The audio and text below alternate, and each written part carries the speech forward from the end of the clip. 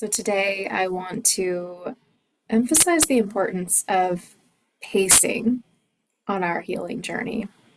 No matter whether it be a physical recovery, an emotional, mental recovery, or a spiritual trajectory. And of course, all of these are deeply interrelated. Um, there's a way of settling into the journey that can only happen when we make friends with the idea of pacing as a core component of healing.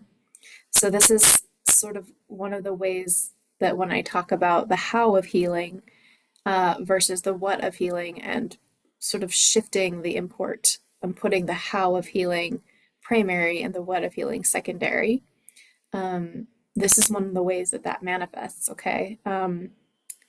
This means that even when something is really good for us, maybe it's a new diet or supplemental protocol, maybe it is working with cold therapy or saunas, maybe it is meditation practice, or maybe it's even working towards certain life goals like relational patterns that we want to be able to shift with others or even with ourselves. There's a way of um, when we work with the nervous system, and this is something that I do in my coaching, is this is why I don't have a one size fits all kind of protocol for coaching, but rather one in which we attune nervous system to nervous system and feel out and sense exactly what the correct threshold is in terms of what the right next thing to try is. It's going to actually land and be digested by you.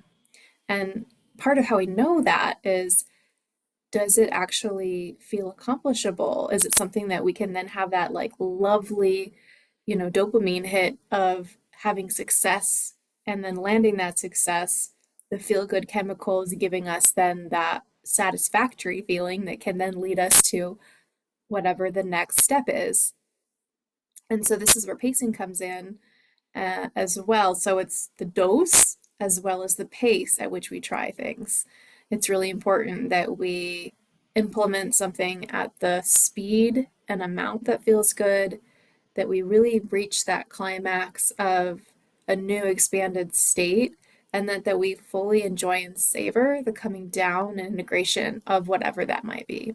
This applies to plant medicines too. It applies to psychedelics. It applies to um, taking ourselves into experiences in life that we have previously not before, or sometimes doing the same things in a different way and having the ability to create those new neural pathways and actually feel successful at it instead of feeling like it was too much. We tried to overshoot and then we bounce back and we're back where we were before and we feel like we failed.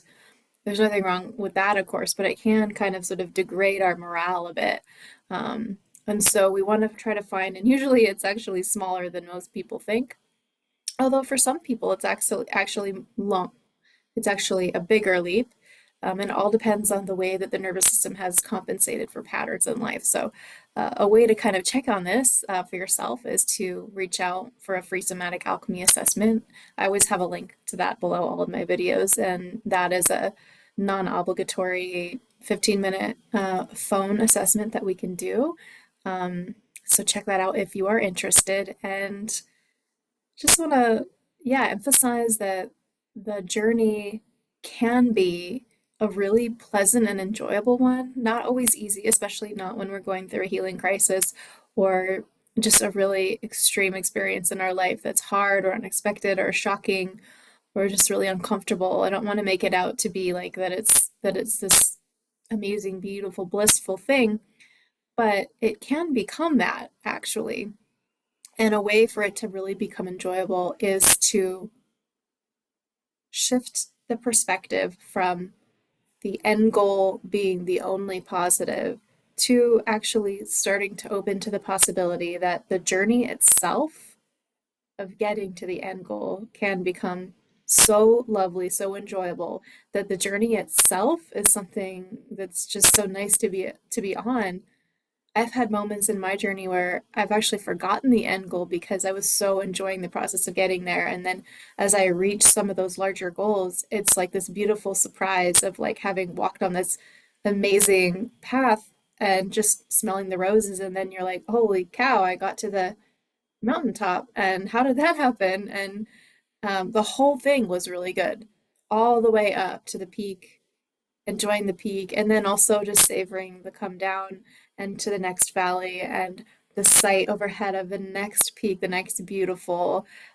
goal and threshold. So I hope that could be encouraging, especially for anyone who is feeling especially stuck, or who's feeling the impatience, which I know I've struggled with a lot of when is this going to end? When am I actually going to get some traction? When am I actually going to get somewhere?